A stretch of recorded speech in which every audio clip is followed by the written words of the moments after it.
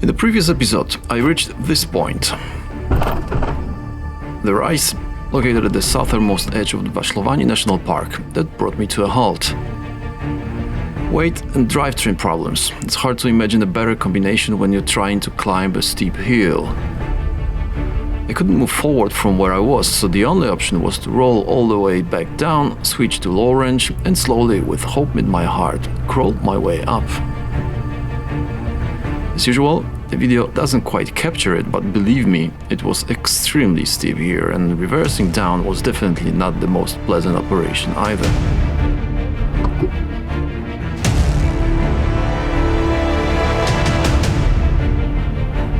After engaging low range, I crept up like a snail without putting too much strain on the drivetrain, hoping that each jolt and knock wouldn't turn out to be the final one.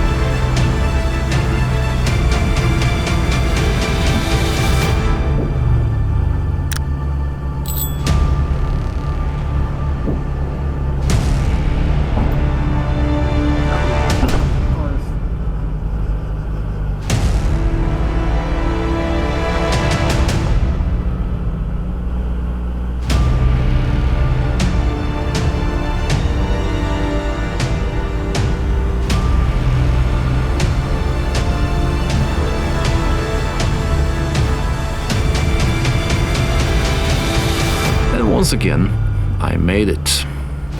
The setting sun cast a deep red glow across the sandy Azerbaijani hills, and as soon as the slope eased, driving somehow started to feel more optimistic. In front of me stretched a vast prairie. At the fork in the track stood the ruins of a building, maybe once a house or possibly an old military outpost.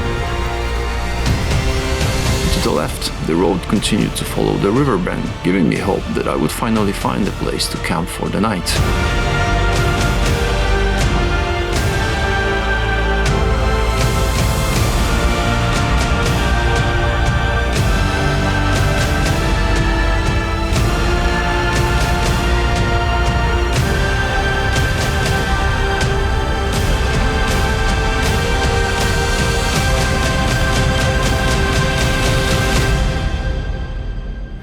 And the sunset itself?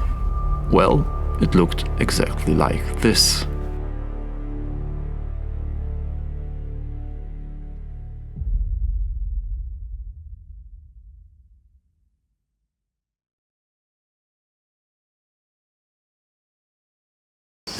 As I was setting up my camp, I saw soldiers approaching.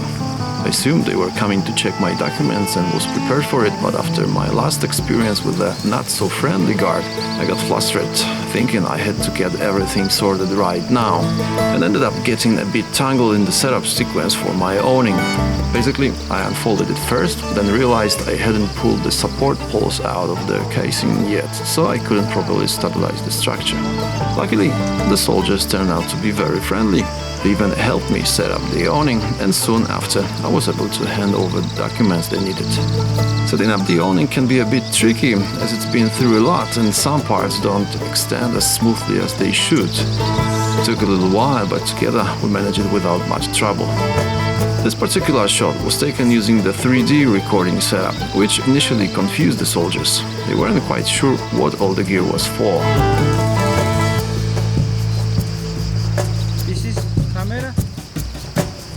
I invite you to watch the 3D footage from this place. It was a lot of fun introducing the guys to the 3D glasses for the first time and seeing their reactions to the footage. Despite the language barrier, this encounter definitely added a lot of color to the evening. They told me where I could fly my drone, warned me that just a few hundred meters behind me, between the hills, lay the Azerbaijani border and advised me not to cross it. Then they headed back to their guard post, and I settled in to enjoy the nighttime life of this place.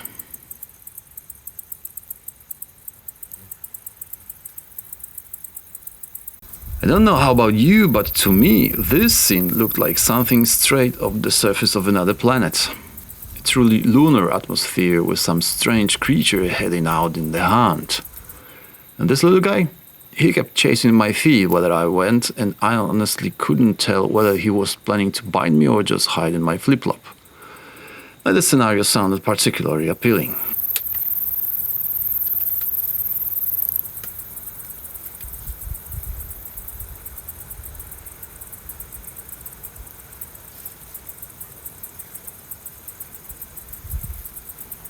You have to admit, for such a barren land, there was a surprising amount of life stirring that night.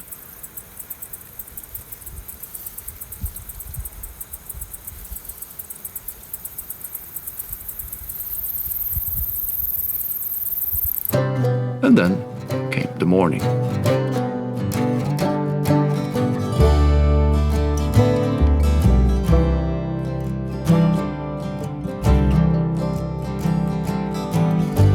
I'm coming back, babe.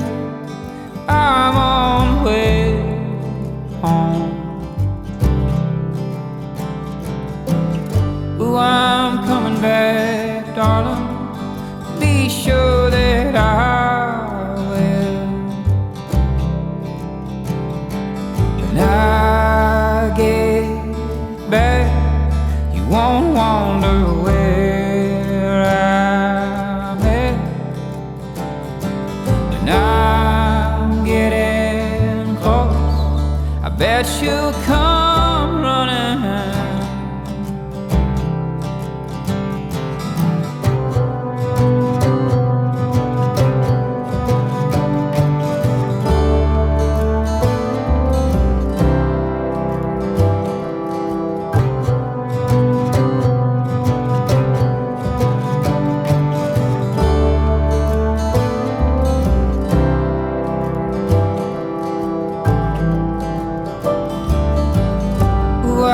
Coming back, babe.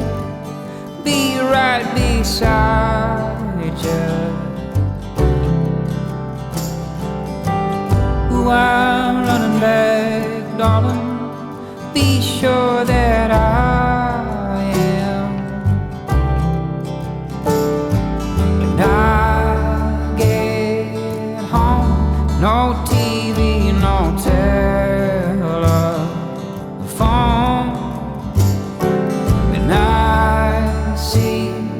You, it's all I'll be seeing of. Put the kettle on, break that loose leaf out. Think of me at the end, no time.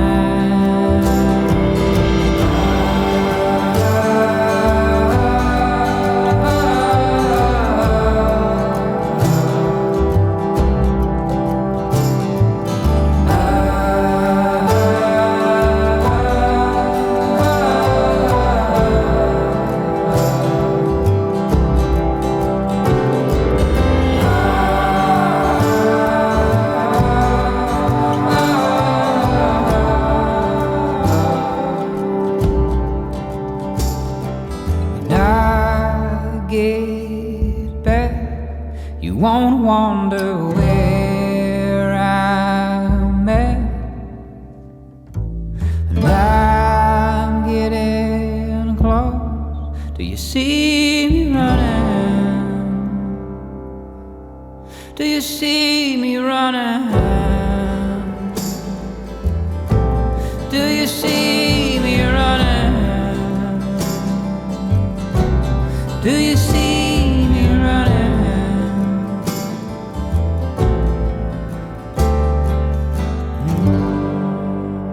I have to admit, during the night I had to get up for a pee, and I did so very cautiously. Vashlovani National Park is home to a large number of snake species, including venomous ones, so for obvious reasons I was very careful about where I stepped when walking through the grass. At the tourist center, they had also warned me to be cautious even during the day when seeking shade under trees, because snakes do the same. They climb into the branches to escape the intense heat. In the morning, I met the guards again as they were heading out on a patrol, had my breakfast, and after a few quiet moments, set off in the road once more, reluctantly leaving behind this picturesque spot, which truly felt like it sat right at the edge of civilization.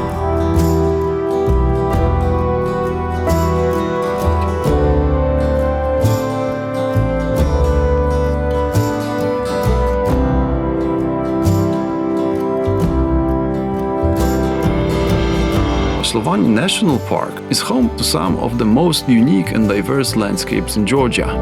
Here you'll find narrow canyons and jagged peaks, vast savannahs dotted with pistachio trees, bubbling mud volcanoes, barren plateaus, forests and mountains, and a winding river that forms the border with Azerbaijan. This vast stretch of land, located in the far southern corner of Georgia, is spectacularly beautiful and full of surprises. It's very easy to forget you're still in Georgia while you're here. Given the size of the park and the considerable distances you need to cover to explore it properly, I highly recommend planning at least one overnight stay, especially if you're traveling by car. It's also important to pay close attention to the weather, both in terms of temperature and rainfall. The hottest months are June, July and August, so spring and autumn are definitely the best and most pleasant times to visit this stunning place.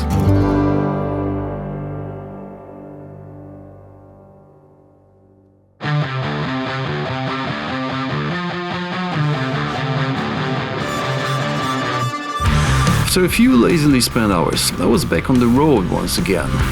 I dove back into the dry canyons, following the trace of a river that appears and disappears depending on whether the area is blessed with rain or scorched by the burning sun. Driving through the eastern part of Vashlovani National Park feels like entering a hidden world sculptured by time, water and a relentless sun. The road here often follows the bed of a river that dries up cyclically. On either side, high walls of sandstone rise, sometimes just a few meters tall, sometimes towering well over 10 meters, carved and smoothed by centuries of water erosion. The path itself waves through dense vegetation, winding and twisting like a snake, basking lazily in the midday sun. All around, a dry, desert-like climate dominates the landscape. From above, all you can see are sharp, sandy ridges sprinkled with the sparse green of hardy shrubs clinging to life. The track alternates between narrow squeezes where you brush against the overgrown walls and wide open sections where you can catch a glimpse of the distant peaks and the shimmering heat rising from the ground.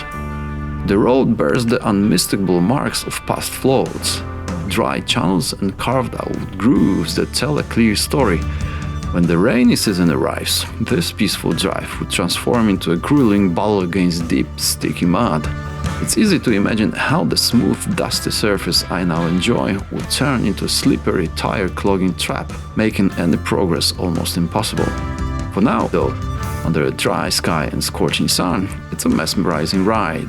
A dance between the sandy cliffs and the twisting, ever-shifting path carved through one of the wildest corners of Georgia. In conditions like these, coffee tastes even better than usual. So as soon as I reached the Ushakelo viewpoint, offering a spectacular panorama of the sandy canyons I had just crossed, I stopped for a short break and a sip of a little black one. The spot is perfect for this kind of pause. There are a few benches available, a triangular viewing platform has been built over one outcrop, and there's an info board nearby. And hidden in the thicket, just behind the prowler, there's even a latrine.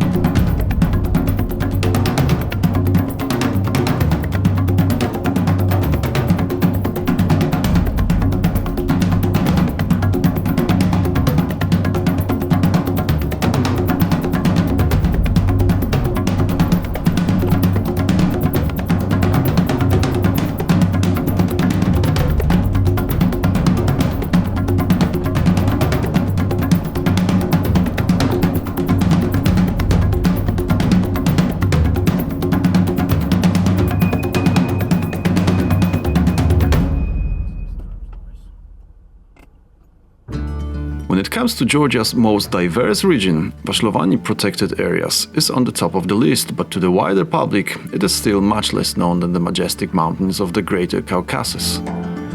It is also the only region in Georgia which was once inhabited by the goited gazelle. However, due to the unsustainable level of hunting and poaching since the 1930s, The range and number of this medium-sized grazer declined rapidly from tens of thousands to only less than 200 individuals now in the whole Caucasus ecoregion.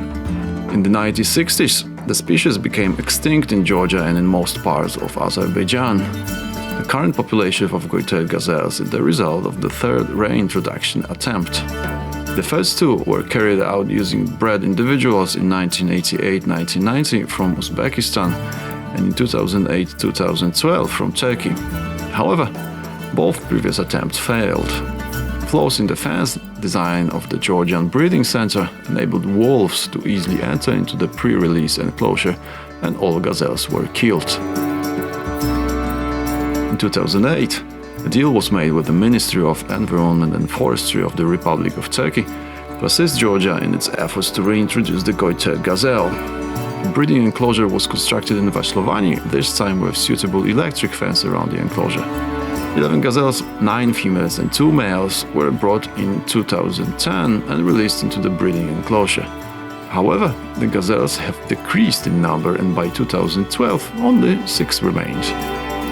Therefore, their introduction strategy was changed, and experts decided to adopt a hard release, wild-to-wild approach without keeping animals in the pre-release enclosure. Now the gazelle reintroduction program is implemented by WWF Caucasus in close cooperation with the governments of Azerbaijan and Georgia, together with some German organizations. Since the start of the project, we've witnessed great breeding success, and 8 new generations of white-tailed gazelles have been born in Samukhi Plain already. If you're traveling in off-road tracks, unfortunately, this area will be inaccessible to you. In the tourist center, there was a printed notice showing that vehicles like that are not allowed here. And in my opinion, this is one of the most beautiful regions of Georgia. As you probably noticed, the landscape that accompanied me at the southeastern edge of the park has changed dramatically. The Samukhi Valley, where I had admired gazelles, unfolded before me like a vast, endless sea of dry earth. The space felt infinite, flat, sun-scorched, and only gently rippled. Around me reigned a silence broken only by my own breath and the faint whisper of wind gliding over the grass. Life seemed to freeze under the crushing heat. Scattered clumps of grass fought to survive, and twisted, solitary bushes looked like the ghosts of this land. The farther I drove northwest toward Dali Mountain Reservoir, the more the landscape began to subtly change. Among the endless sea of grass and sand, the first gentle hills appeared, their lines softly skirted by the wind and the passage of time. Here and there, the wide palette of yellows was joined by streaks of reds from sun-scorched rocks. The road wound between sandy ridges, and the drive started to feel more like a journey through the American prairies than through anything resembling a European landscape. The vegetation grew slightly denser.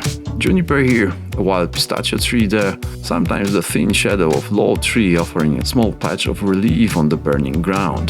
The scent of dry earth filled the air. The heat was merciless, and the road seemed endless.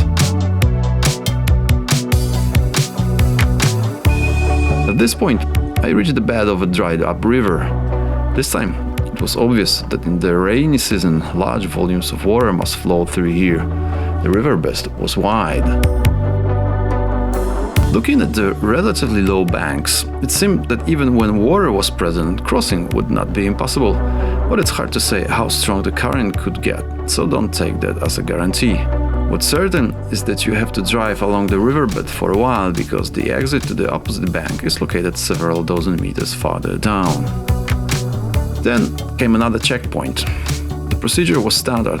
A soldier checked my passport, car documents, and the permit to drive through the park, and after a moment I was allowed to continue on. On the horizon, the silhouettes of the mountains began to appear, hiding the mud volcanoes that I was heading toward. The road still cut across a semi-desert area where it was difficult to judge distances. From the drone, you could spot occasional places where water might sometimes appear, but right now, the surroundings seemed completely lifeless. During short stops, there weren't even any bird sounds. Wrapped in heat, I couldn't wait to reach the artificial reservoir, which I would be passing on the way to the volcanoes. If you're coming from the south, you can't miss it. The road leads directly to it, so no worries if you're planning to stop there as well. And it's definitely worth stopping here, if only to take a quick dip in cool water and refresh a body exhausted by the relentless heat. It's not exactly a picturesque spot. Moreover, as it turns out, this reservoir, built in the 1980s on the Lorry River, never actually fulfilled its intended purpose, which was to support the settlements of two villages within the Chachua-managed reserve and enable agricultural development. According to the information I found, its construction was never completed, and the reservoir is now referred to as a non-functional reservoir located in an open field. Well, half jokingly, half seriously, from my selfish point of view, I'm glad it was built.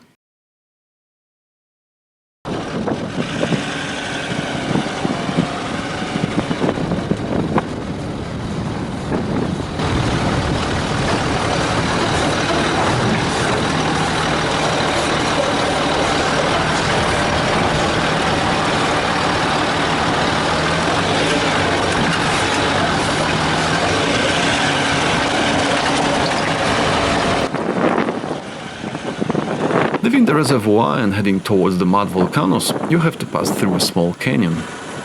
As is typical for Vashlovani, when it's dry, there's no real problem, although the descent and climb are relatively steep. Still, I imagine it would be quite an adventure to tackle it when the ground is wet. The following stretch of the road is great fun too. The surface is smooth and fast, views are fantastic, and driving becomes pure pleasure. You can enjoy looking for interesting angles, breathe the cooler late afternoon air, and most importantly, finally get a break from the rattling and shaking that dominated the earlier section coming from the reservoir, focusing on the views only. There's only one trail leading to the volcanoes, so it's virtually impossible to get lost. The unpaved track cuts across a harsh, semi-desert landscape, and traveling it its own way an unforgettable experience. It's about 37 kilometers from the Takhti-Tepha to Takhti-Tepha, so not a huge distance, but both in 2015 and again now, I didn't meet a single soul along the way. On the one hand, that was a bit surprising, but on the other, it gave me a fantastic sense of experiencing this place in total undisturbed solitude. The volcanoes appear rather unexpectedly. At first, their cones are barely visible, mostly because as you approach them, you have to climb a slight rise. But once you reach the top, they're impossible to miss. All around are countless tire tracks. Tourists definitely do come here. Unfortunately, not all of them respect the area properly. I saw tracks running straight across the unique landscape. I truly hope none of you will ever be tempted to do the same. And beer, in such conditions, always tastes great.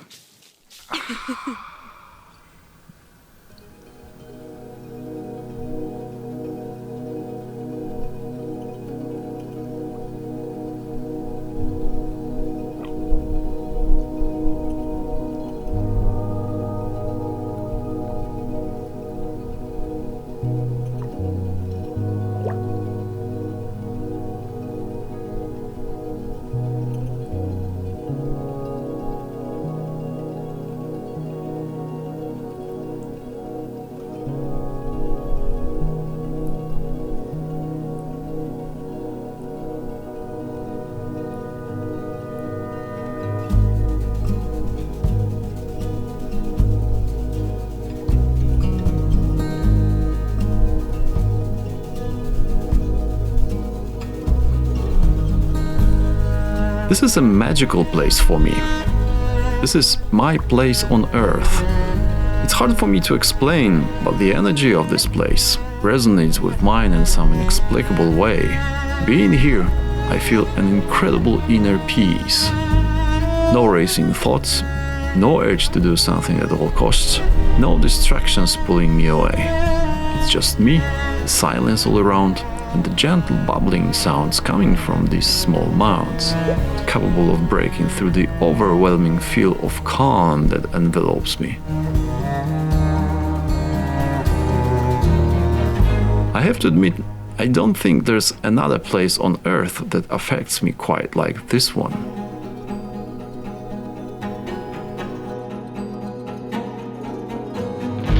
plateau stretches out to the horizon, raw and majestic like a fossilized sea that long ago turned to sand. Up close, the surface appears almost tranquil, like waves of earth frozen in stillness. The soft, harmonious lines of the canyons seems like echoes of the past, pressed gently into the sand. And if you rise just a little higher, the patterns turn sharper, wilder, more brutal. The plateau then looks like the giant skin of earth scarred by the enormous claws. And in the very heart of this stony desert lies something that feels like a miracle. A small patch of mud volcanoes and a narrow road leading to them, untouched, unbroken by the raging forces of nature. A tiny sanctuary of peace amidst the chaos. This is not a place you simply look at, it's a place you feel.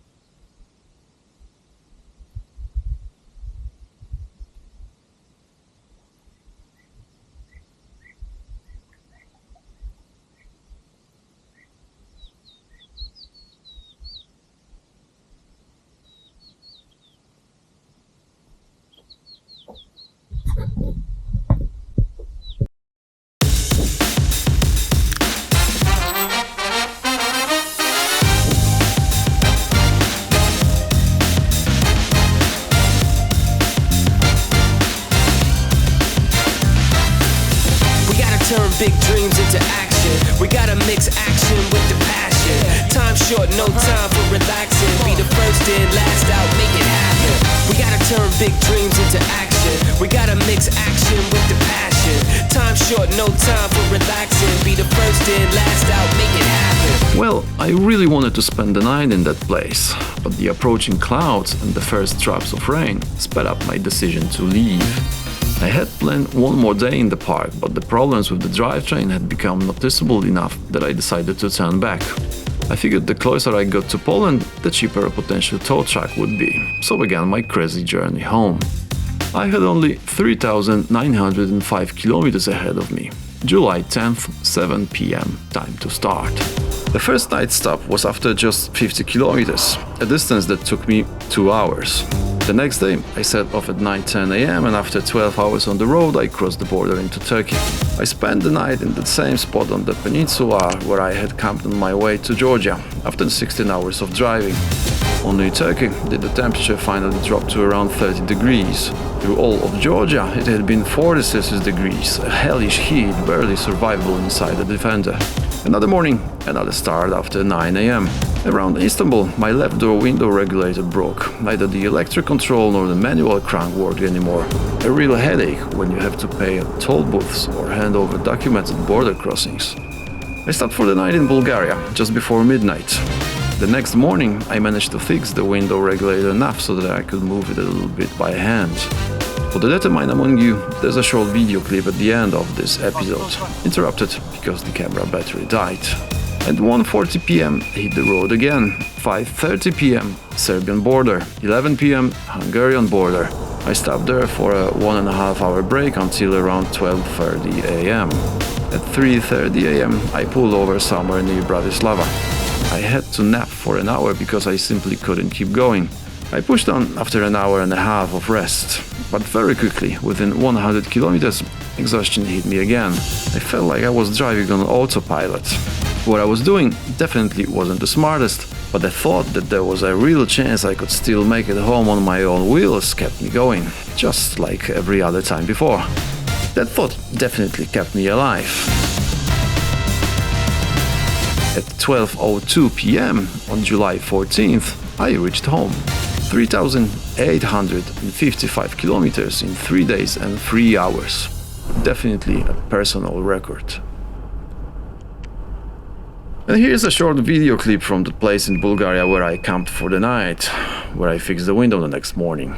You have to admit, it could just as easily be a scene straight out of a horror movie.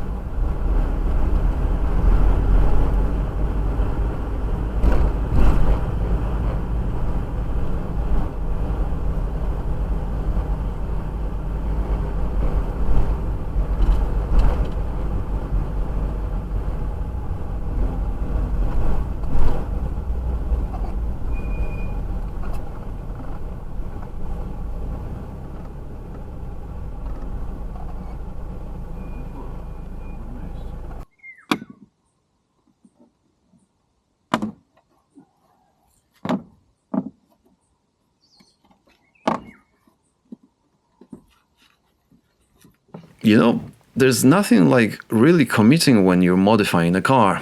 Back when I built mine, I completely stripped the doors down to bare metal, soundproofed them properly, installed an electric window system, because manual cranks, no thanks, ran wiring for heated and adjustable mirrors, hooked up the central locking, and finally sealed everything against dust with foil and factory foam. It was perfect. Until now. Now, to fix the window issue, I had to tear all of it apart. First step, grab the keys, power up the system, and figure out why the window was stuck.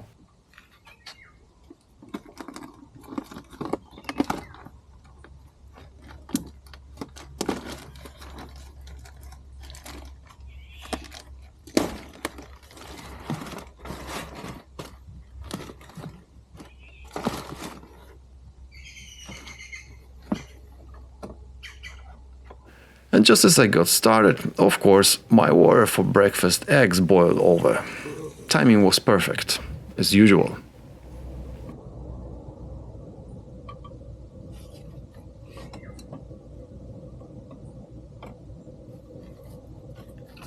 Peeling back the layers, I found the whole window system tucked neatly behind a solid metal plate.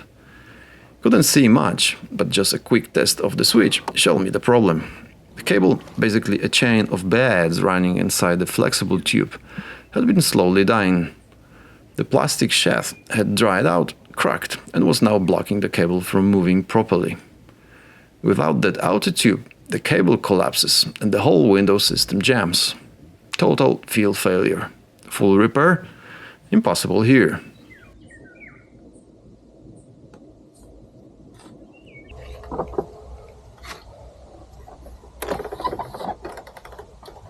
Okay, so it seems like those plastic tubes just broke and they stuck when I can operate manually. As you can see, I'm prepared. So I grabbed my scissors, cut out the worst part of the shaft, and boom, the window could move up and down a few centimeters again. Not a perfect fix, but enough to survive border crossing and toll booths. And of course, you just have to trust me on all this, because right as I started filming the repair, camera battery gave up and died.